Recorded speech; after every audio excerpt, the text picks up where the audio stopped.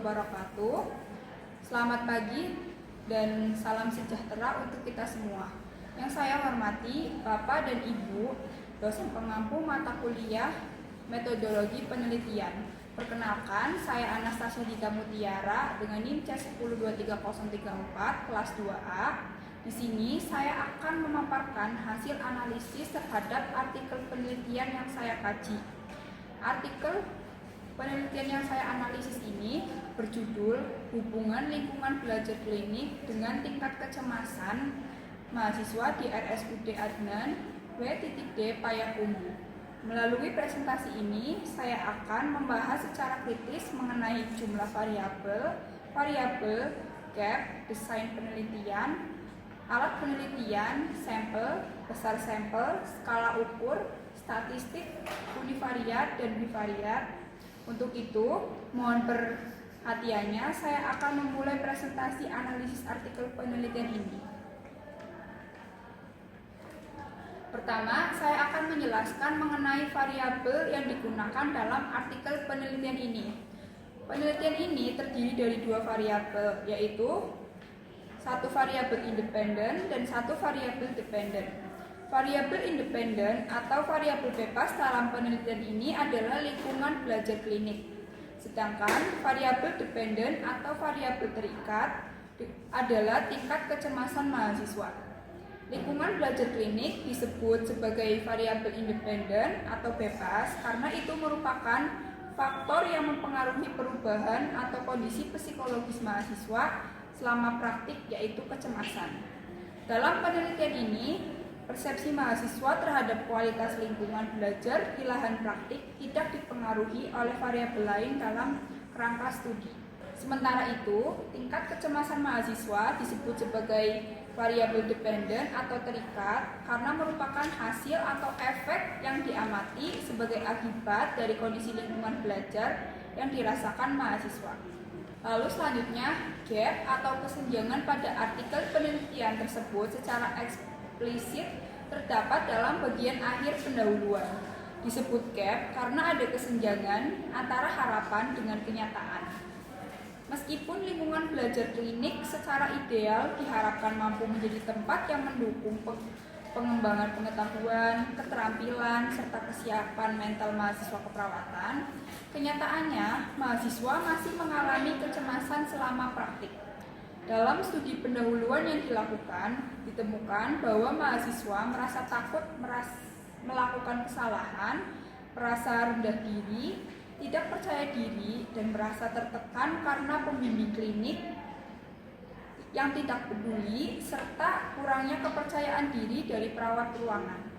Selain itu, mahasiswa juga mengungkapkan bahwa praktik klinik merupakan lingkungan baru yang membuat mereka merasa cemas dalam menghadapi orang-orang dan situasi yang belum dikenal. Hal ini menunjukkan adanya kesenjangan antara fungsi lingkungan belajar klinik sebagai sarana pembelajaran yang mendukung dengan kondisi nyata mahasiswa yang justru mengalami tekanan psikologis. Oleh karena itu, diperlukan penelitian lebih lanjut terhadap lingkungan belajar klinik dan tingkat kecemasan mahasiswa, serta mempertimbangkan faktor-faktor interpersonal dan dukungan emosional dalam lingkungan praktik klinik tersebut. Penelitian ini adalah penelitian non-eksperimen dengan menggunakan metode penelitian deskriptif korelasional. Penelitian menggunakan desain penelitian cross-seksional. Penelitian non-eksperimen karena tidak melakukan intervensi atau perlakuan terhadap subjek. Tujuan utamanya adalah untuk menggambarkan dan mengidentifikasi hubungan alami antara dua variabel, yaitu lingkungan belajar klinik dan tingkat kecemasan mahasiswa keperawatan tanpa manipulasi atau perlakuan khusus terhadap kondisi responden. Metode penelitian korelasional digunakan karena penelitian ini bertujuan untuk mengetahui ada atau tidaknya hubungan antara dua variabel tersebut. Desain penelitian cross-seksional dipilih karena pengumpulan data dilakukan dalam satu waktu, bukan secara longitudinal atau berulang, sehingga hasil yang diperoleh mencerminkan kondisi pada saat itu.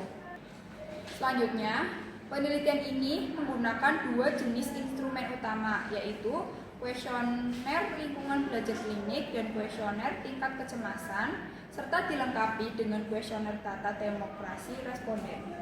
Menggunakan kuesioner lingkungan belajar klinik yang terdiri dari 29 butir pertanyaan. Kuesioner ini disusun berdasarkan instrumen yang pernah digunakan oleh Putri pada tahun 2016 dan dirancang untuk mengukur persepsi mahasiswa terhadap kualitas lingkungan belajar klinis, mencakup aspek fasilitas, bimbingan, dukungan, dan interaksi di lahan praktik. Instrumen ini telah melalui proses validasi sebelumnya dan terbukti layak digunakan dalam konteks pembelajaran keperawatan. Kemudian, menggunakan kuesioner tingkat kecemasan yang diadaptasi dari Hamilton Rating Scale for Anxiety atau HRSI, terdiri dari 7 item pertanyaan yang telah teruji validitas dan reliabilitasnya. Kuesioner ini dirancang untuk mengukur intensitas kecemasan mahasiswa selama praktik klinik, mencakup dimensi seperti ketegangan, rasa takut, gangguan tidur, dan gejala somatik lainnya.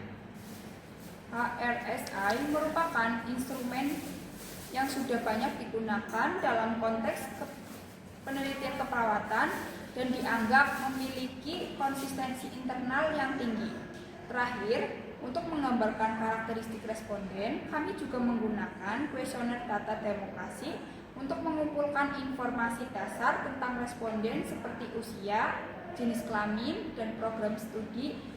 Data demokrasi ini penting untuk menggambarkan karakteristik responden secara menyeluruh dan dapat digunakan dalam analisis lanjutan untuk melihat apakah terdapat perbedaan atau pengaruh berdasarkan ciri-ciri individu tertentu. Dalam penelitian ini, jumlah populasi yang diteliti adalah seluruh mahasiswa keperawatan yang sedang menjalani praktik klinik di RSUD Adnan W.D Payakumbuh, yaitu sebanyak 31 orang. Dari jumlah tersebut, peneliti menetapkan besar sampel sebanyak 87 responden. Karena jumlah populasi relatif kecil, peneliti menetapkan besar sampel sebanyak 31 responden sama dengan total populasi. Penentuan ini menggunakan total sampling, yaitu teknik pengambilan sampel di mana seluruh anggota populasi dijadikan sampel penelitian. Penggunaan total sampling dinilai tepat dalam konteks ini karena memungkinkan peneliti mendapatkan data dari seluruh populasi yang relevan tanpa resiko bias seleksi. Teknik ini juga efisien karena populasi cukup terbatas dan mudah dijangkau. Selain itu, dengan melibatkan seluruh populasi, hasil penelitian menjadi lebih representatif dan mengabarkan kondisi nyata mahasiswa yang menjalani praktik klinik di lokasi penelitian.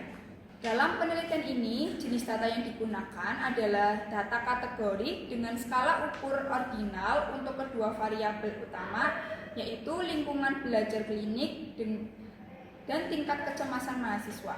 Penggunaan data kategori dengan skala ordinal tepat digunakan karena masing-masing variabel tidak diukur dengan angka kuantitatif mutlak, melainkan diklasifikasikan ke dalam tingkatan atau kategori tertentu berdasarkan persepsi dan gejala psikologis.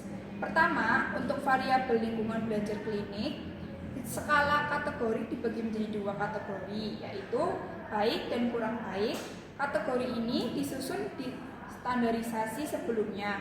Kedua, untuk variabel tingkat kecemasan mahasiswa digunakan skala kategori ordinal yang terbagi menjadi 3 tingkatan, yaitu ringan, sedang, dan berat. Kategori ini diperoleh oleh pengelompokan skor kuesioner Hamilton Rating Scale for Anxiety atau HRSI yang mengukur gejala kecemasan mahasiswa selama praktik klinik. Selanjutnya yang terakhir adalah statistik univariat dan bivariat.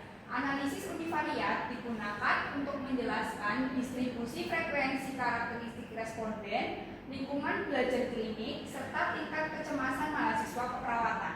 Lalu analisis bivariat Gunakan untuk mengetahui hubungan antara variabel lingkungan belajar klinik dengan tingkat kecemasan mahasiswa. Uji statistik yang digunakan adalah G-square dan hasil analisis menunjukkan nilai p-value 0,001 kurang dari A atau 0,05 yang berarti terdapat hubungan yang signifikan antara lingkungan belajar klinik dengan tingkat kecemasan mahasiswa di RSUD Adnan WD Payakumbuh. Demikian pemaparan yang dapat saya sampaikan terkait analisis artikel penelitian ini. Melalui analisis ini, saya berharap dapat memberikan gambaran yang lebih komprehensif mengenai kontribusi artikel tersebut terhadap bidang penelitian.